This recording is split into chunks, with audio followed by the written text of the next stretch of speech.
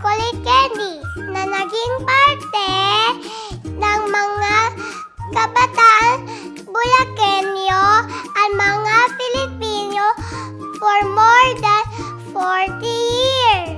Made with pure milk and cocoa, sigurado mahuhumaling ka sa sarap ng chewy and sweet Lala chocolate. Kaya, go satisfy your chocoholic heart with Lala.